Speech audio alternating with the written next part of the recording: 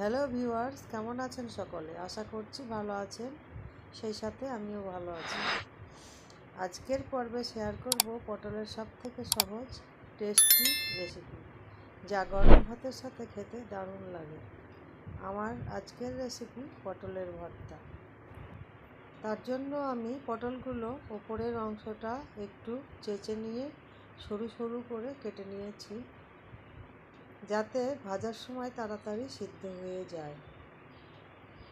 এবার পটলের মধ্যে সামান্য হলুদ ও লবণ দিয়ে ভালো করে মাখিয়ে নেব।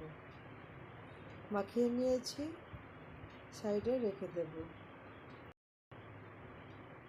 গ্যাসে একটা কড়াই বসিয়ে দিয়েছি, কড়াই গরম হয়ে গেছে, দিয়ে দেব সরষের তেল। গরম হয়ে গেছে, 4টে শুকনো লঙ্কা, কয়েকটা রসুন দিয়ে ভালো করে নেড়ে চেড়ে লাল করে ভেজে নেব। ভাজা হয়ে গেছে, নামিয়ে নেব।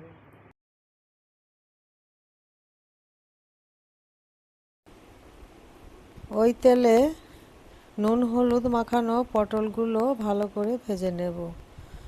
সবগুলো পটল একবারে দেব না, দুবারে দিয়ে ভেজে নেব। ভাজা হয়ে গেছে, দেখুন এইভাবে ভাজতে হবে। ভাজা হয়ে গেছে, ঢেলে নেব। অন্য একটি প্লেটে ভাজা শুকনো লঙ্কা ও সামান্য লবণ দিয়ে ভালো করে মেখে নেব। শুকনো লঙ্কা ও লবণ ভালো করে মেখে নিয়েছি।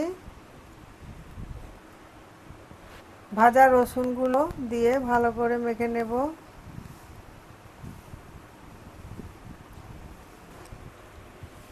এরপর দেব কয়েকটা কাঁচা লঙ্কা কুচি। কাঁচা লঙ্কাগুলো ভালো করে চেপে চেপে মেখে নেব। কুচনো পেঁয়াজ দিয়ে সবগুলো একসাথে ভালো করে মেখে নেব। সবগুলো একসাথে মিশিয়ে নেব। মেশানো হয়ে গেছে, দিয়ে দেব ভাজা পটল।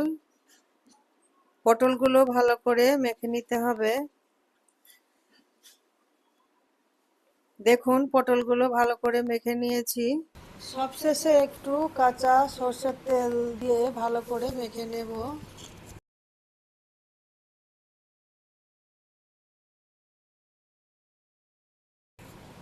তাহলে তৈরি হয়ে গেল দুর্দান্ত স্বাদের পটলের ভর্তা।